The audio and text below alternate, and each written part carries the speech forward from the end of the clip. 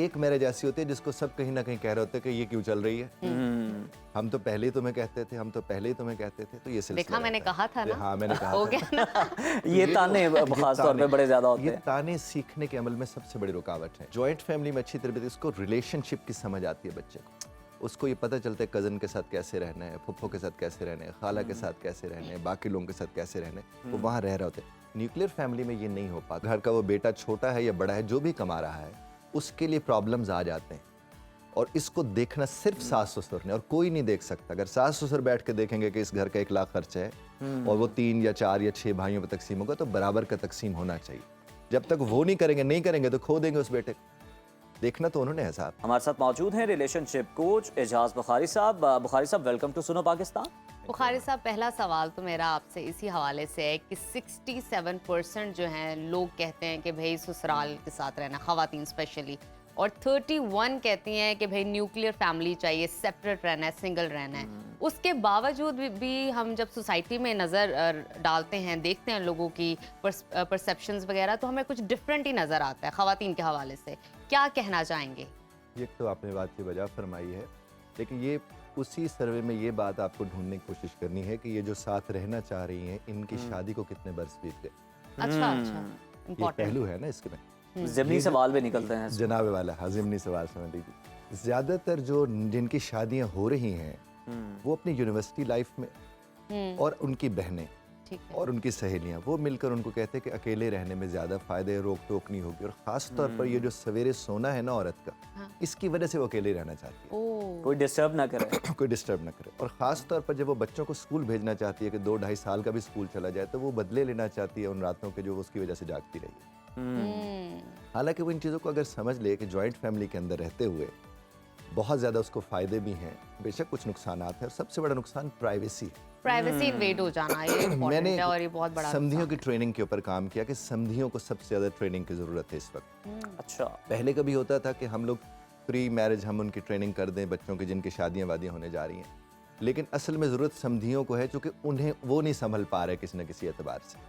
चूँकि ये हुआ कि उन्होंने पहले एक मुश्किल वक्त देखा, अब जब उन्हें लगता है कि हमारी आज़ादी शायद अब आनी थी, अब एक और कैद उनकी ज़िंदगी में आगे के अगले छोड़ के चले जाते हैं कि वो साथ रहना पसंद नहीं करते, तो उसकी बुनियाद पर उन्हें ट्रेनिंग की ज़रूरत है कि उन्होंने इन्हें अपने साथ रखना कैसे है।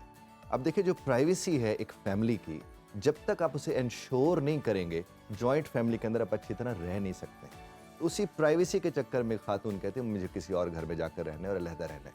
हालांकि अलहदा रह के वो ज़्यादा वल्नरेबल हो जाता है, मर्द खास तौर पर और औरत भी, क्योंकि रोक टोक वाला नहीं होता। मर्द चीख चिल्ला सकते हैं अकेले घर में, जॉइंट फैमिली में मर्द को चीखते चिल्लाते हुए ये देखना होता है, ख्याल रखना पड़ता है। हाँ, मेरी भाभी सुन लेगी, बच्चे सुन लेंगे, बाप डांट देगा, माँ डांट सकती ये है। मेजॉरिटी और है, पर rare cases are always there, जिन्होंने करना होता है वो कर भी लेते हैं। जो बहू है उसको बड़ी सपोर्ट मिल जाती है फैमिली की तरफ से इस तरह के मामलात में। बहुत। और इसीलिए आपने देखा होगा कि जो जॉइंट फैमिलीज में जो अरेंज मैरिजेस होती है वो चलती क्यों है, जी, और लव मैरिजेस क्यों नहीं चल पाती।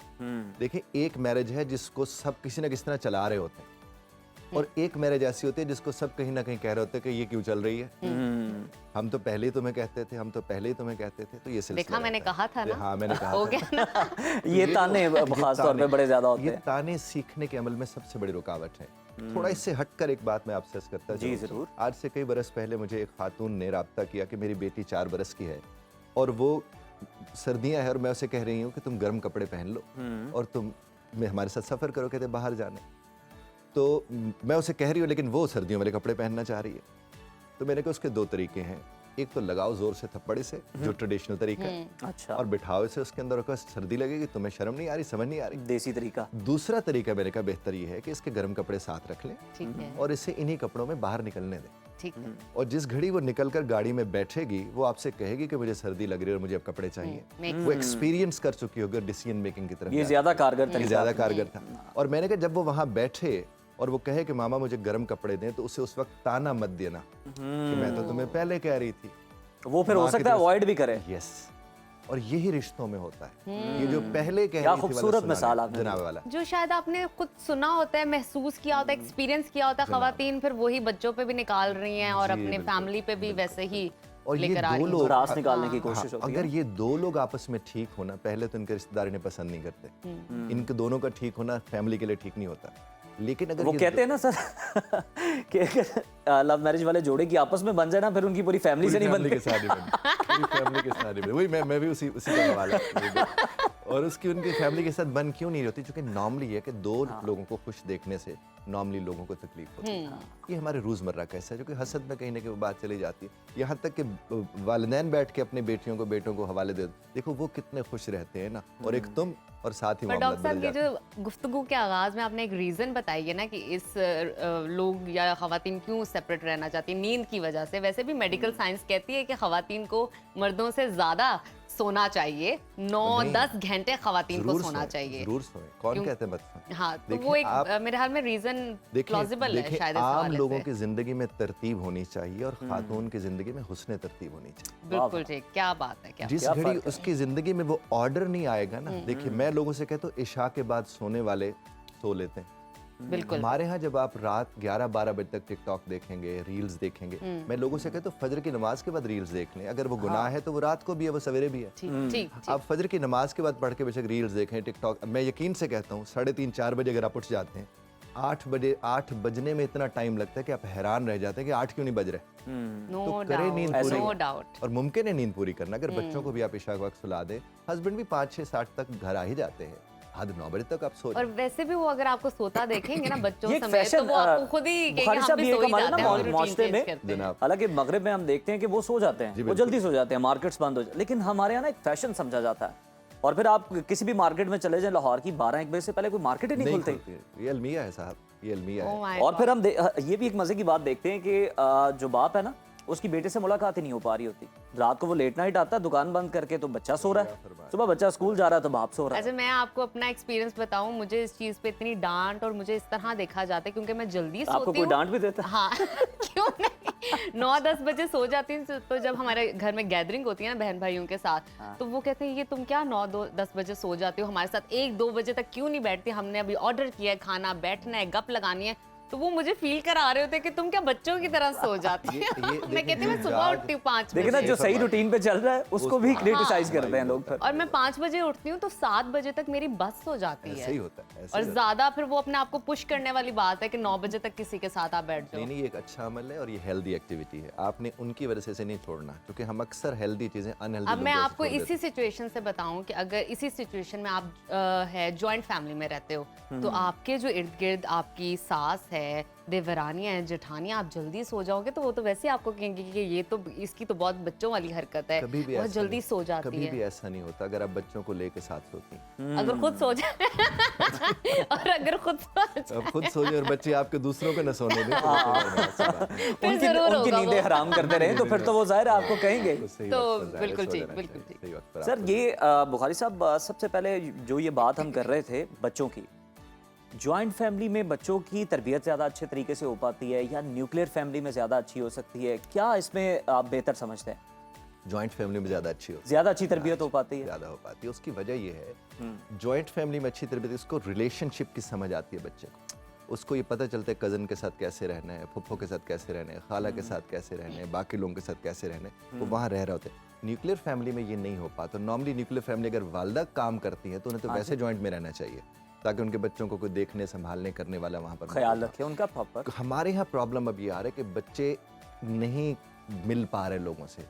हम जब अपने आप को देखते हैं, हमें पता है कि खाला ने आना होता था या नानो ने आना होता था, तो एक्साइटमेंट कमाल एक होती थी, excitement क्या होती थी। लेवल होता था एक्साइटमेंट का। और अब तो उससे पहले फुफ्फो ने आना, तो माँ का मुंह वैसे नजर आ रहा होता है कि यार फुफ्फो ने आना है।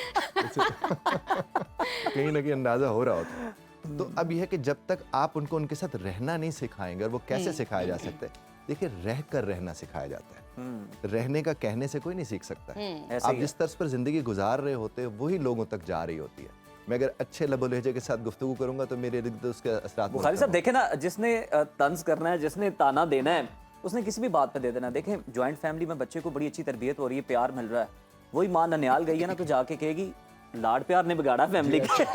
ऐसे ही। मेरा तो कोई किरदार नहीं है और इसके यहाँ अंदर। कह रही होती हैं कि आपकी वालदा मेरे बच्चों से प्यार नहीं करती। हाँ जी, उधर लाड प्यार होता है, हाँ जी। दादो प्यार नहीं करती। तो ये कॉन्ट्रडिक्शन चलता रहता है, और ये भी हुस्न है। देखिए औरत और मर्द को मुख्तलिफ बनाया गया है, मुतजाद है ये, इनका तजाद ही हुस्न है, बिल्कुल। अगर हम उसके अंदर हुस्न देखने की कोशिश करें।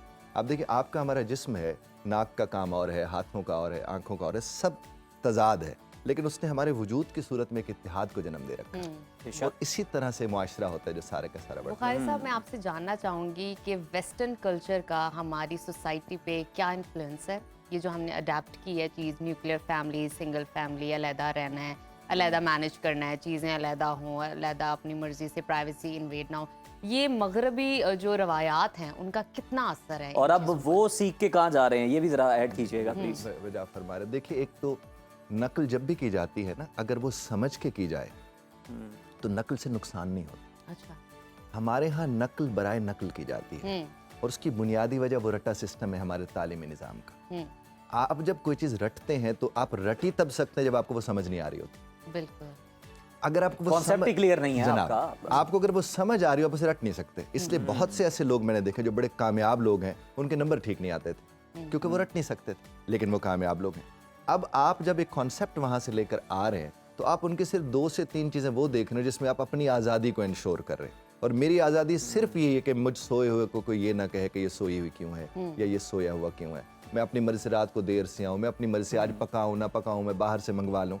ये सारी चीज़ें हमने वहाँ से तो ले ली, लेकिन उसके बाद जो जिम्मेदारियाँ वहाँ की थी हाँ, वो हमने ली नहीं। वो नहीं ली अच्छा, अब वहाँ काम करने वाली माई नहीं आती, वो अफोर्ड ही नहीं कर सकते। वहाँ मर्द बैठ के अपनी गाड़ी खुद धो रहा होते, वो अफोर्ड नहीं कर सकते। सारे काम आपने हम खुद वो करना। सारे काम बाहर वालों से करवाते हैं और सोने के लिए हम न्यूक्लियर फैमिली चाहते हैं। बिल्कुल। उसके नतायज फिर वही निकल कर आएंगे। देखिए, किसी को भी, मर्द हो या औरत हो, फजर के बाद सोना नहीं बनता। देखिए, सूरज को हमारे लिए उठना चाहिए, हम सूरज के बाद उठते हैं। तो जब सूरज हमारे से पहले उठ जाता है तो फिर हम तो सोए रहते सूरज उठ के गर्म भी हो जाता है और फिर हम उठते हैं। बुखारी साहब, एक और बड़ा नुक्ता है, खवातीन का ये कंसर्न होता है कि अगर हम जॉइंट फैमिली में रहेंगे ना तो मेरा हस्बैंड कमा रहा है, खाने वाले कहीं हैं, तो ये भी एक नुक्ता जो है ना खवातीन को बहुत ज़्यादा पिंच करता है। वो कोशिश करती हैं कि हम इसलिए भी सेपरेट हो जाएं, सिंगल फैमिली में चले जाएं कि जो हमारी कमाई है, जो हमारा हिस्सा है, वो बस हमारे तक ही रहा। बिल्कुल बजा फरमा रहे। और इस बात को सास ससुर ने देखना है और कोई नहीं देख सकता, क्योंकि घर का वो बेटा छोटा है या बड़ा है, जो भी कमा रहा है उसके लिए प्रॉब्लम्स आ जाते हैं और इसको देखना सिर्फ सास ससुर ने और कोई नहीं देख सकता। अगर सास ससुर बैठ के देखेंगे कि इस घर का 1 लाख खर्च है और वो 3 या 4 या 6 भाइयों पर तकसीम होगा, तो बराबर का तकसीम होना चाहिए। जब तक वो नहीं करेंगे तो खो देंगे उस बेटे को। देखना तो उन्होंने है साहब, बैलेंस क्रिएट करना बहुत जरूरी वो है। उनका काम है। बहुत जबरदस्त, बहुत जबरदस्त शुक्रिया बुखारी आपका साहब। बुखारी साहब, आपसे बात करके बहुत अच्छा लगा।